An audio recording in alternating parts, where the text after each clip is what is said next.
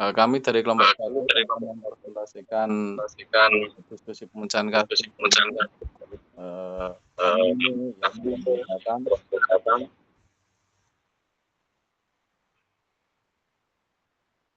saya sendiri, ada Bapak Nanang Subuh, Pak Ahmad,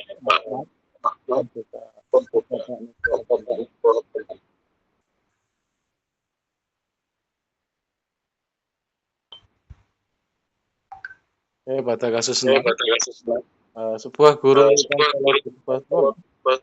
Pak Andri dan memiliki kemampuan berkomunikasi yang sangat baik, sehingga murid-murid merasa nyaman untuk menyampaikan setiap permasalahan mereka kepada beliau. Melati, salah satu murid yang sering curhat kepada Pak Andri mengenai permasalahannya di rumah, hubungan kedua orang tua Melati tidak harmonis. Mereka seringkali adu mulut dan bertengkar di depan Melati.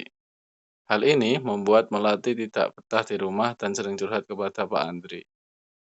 Pak Andri yang kasihan dengan Melati sering mengajaknya jalan-jalan sepulang sekolah untuk menghiburnya.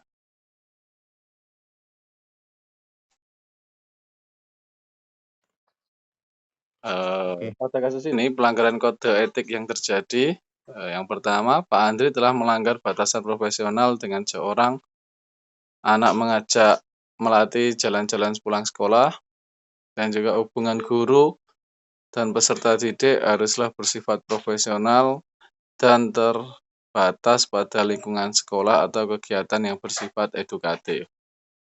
Mengajak murid jalan-jalan di luar konteks pendidikan, meskipun dilatar belakangi rasa kasihan, dapat menimbulkan persepsi yang kurang baik dan berpotensi disalahartikan oleh beberapa pihak.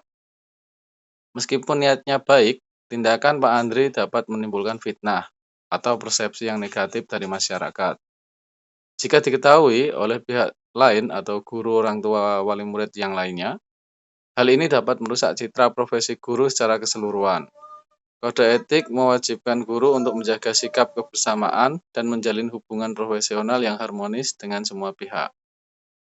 Yang kedua, berpotensi penyalahgunaan wewenang dan posisi. Karena seorang guru konselor, Pak Andri memiliki posisi khusus atas muridnya. Melati yang sedang dalam kondisi rentan atau masalah keluarga justru semakin bergantung secara emosional kepada Pak Andri. Tindakan mengajak jalan-jalan dapat memperkuat ketergantungan ini dan tidak menyelesaikan akar masalah Melati. Ini melanggar prinsip mendahulukan kepentingan orang lain yang mengharuskan guru menempatkan kepentingan peserta didik di atas kepentingan pribadi, termasuk kepentingan untuk merasa dibutuhkan atau dikasihani. Untuk selanjutnya akan dilanjutkan oleh teman saya.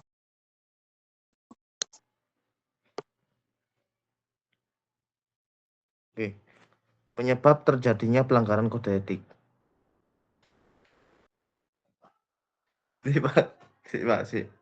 Siap. Ya. Oke. 1, 2, 3. Penyebab terjadinya pelanggaran kode etik. Niat baik yang tidak dibarengi pemahaman etika. Pak Andri didorong oleh rasa kasihan yang tulus kepada Melati, namun niat baik saja tidak cukup. Ia kurang memahami bahwa dalam profesi guru, terutama konselor, ada batasan-batasan profesional yang tidak boleh dilanggar meskipun dilatar belakangi dengan niat baik. Yang kedua, kurangnya pemahaman tentang batasan profesional. Pak Andri mungkin tidak menyadari bahwa mengajak murid jalan-jalan di luar sekolah merupakan pelanggaran batasan profesional. Ia mungkin menganggap tindakannya sebagai bentuk kepedulian biasa. Yang ketiga, tidak adanya supervisi dan kontrol dari pihak sekolah. Tidak disebutkan dalam kasus bahwa apakah ada supervisi atau kontrol dari kepala sekolah atau rekan sejawat terhadap kinerja Pak Andri. Jika ada sistem pengawasan yang baik, mungkin tindakan Pak Andri dapat dicegah atau diarahkan sejak awal. Yang keempat, kondisi emosional murid yang rentan. Melati berada dalam situasi keluarga yang tidak harmonis. Kondisi ini membuatnya sangat membutuhkan perhatian dan kasih sayang. Pak Andri mungkin merasa bahwa ia adalah satu-satunya orang yang bisa memberi perhatian itu. Lanjut. Selanjutnya, opsi pemecahan masalah yang dapat dilakukan. Yang pertama yaitu dialog tertutup antara kepala sekolah dan Pak Andri menjelaskan bahwa tindakannya meskipun berniat baik telah melanggar batasan profesional.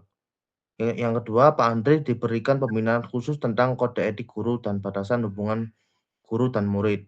Ia juga diingatkan untuk selalu berkoordinasi dengan pihak sekolah dalam menangani murid. Yang ketiga, klarifikasi kepada murid, yaitu melatih bahwa untuk pertemuan selanjutnya akan dilakukan di sekolah dengan tetap menjaga kerahasiaan agar tidak menimbulkan kesalahpahaman bagi semua pihak. Yang keempat, sekolah melibatkan wali kelas atau guru BK lain untuk membantu menangani masalah melati. Yang selanjutnya adalah pencegahan jangka panjang yang dapat dilakukan oleh sekolah. Sekolah mengadakan pelatihan rutin tentang kode etik profesi guru untuk semua tenaga pendidik, bukan hanya Pak Andri saja. Yang kedua, sekolah membuat pedoman tertulis yang jelas tentang batasan-batasan hubungan profesional antara guru dan murid. Yang ketiga, sekolah bisa membentuk tim khusus yang menangani murid dengan masalah yang kompleks seperti yang dialami Melati, sehingga tidak hanya bergantung pada satu guru saja. Yang keempat, sekolah melakukan sosialisasi kepada orang tua tentang layanan konseling yang tersedia, sehingga orang tua juga dapat terlibat dalam penanganan masalah anak. Untuk yang selanjutnya akan dibacakan oleh rekan saya.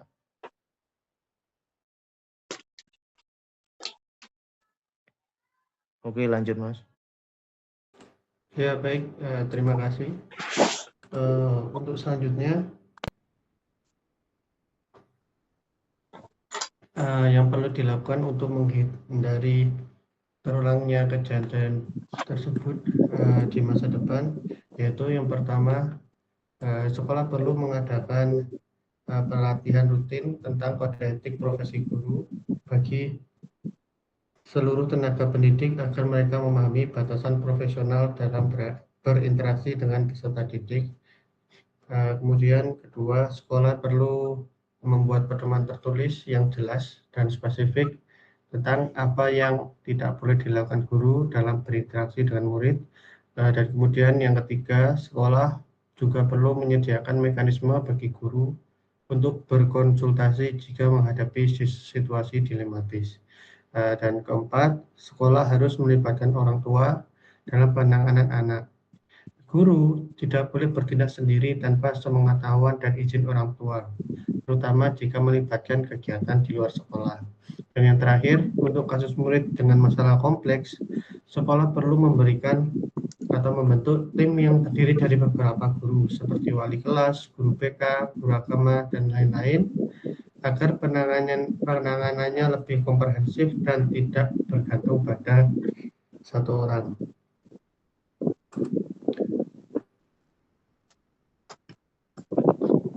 Kemudian bagaimana pemahaman dan komitmen guru terhadap prinsip-prinsip kode etik dapat mendukung pendidikan nilai di sekolah?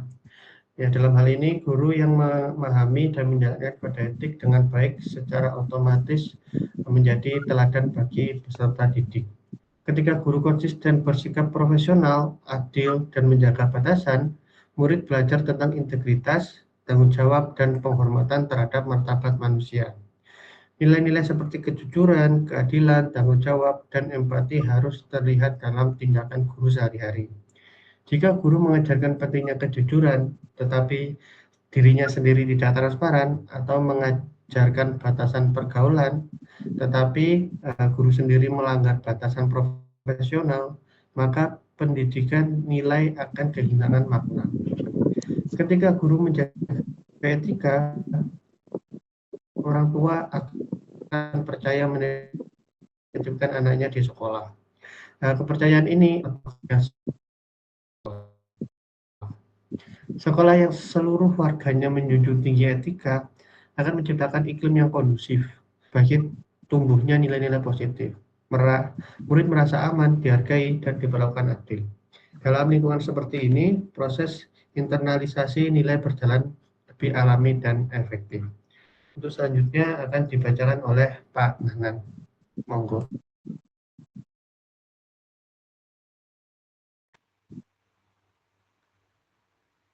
Yang selanjutnya yaitu refleksi.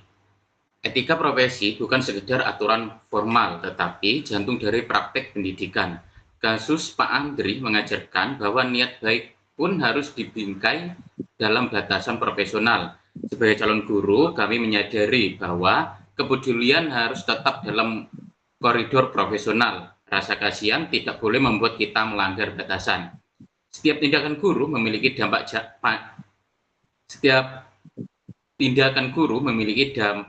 jangka panjang. Pengalaman di kelas akan membekas dalam ingatan anak, seperti prinsip tanggung jawab atas pengaruh dan dari Tomlinson dan Little.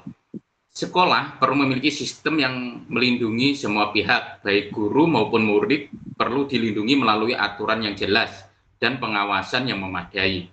Pendidikan nilai dimulai dari diri sendiri. Sebelum menanamkan nilai pada murid, guru harus terlebih dahulu menghayati nilai-nilai tersebut. Sebagai calon guru, kami berkomitmen untuk terus mempelajari dan menginternalisasi kode etik profesi guru, serta menjadikannya pedoman dalam setiap tindakan kami kelak.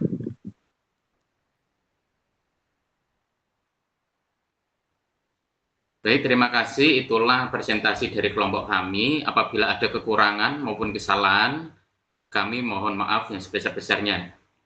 Selanjutnya kami serahkan kembali kepada moderator.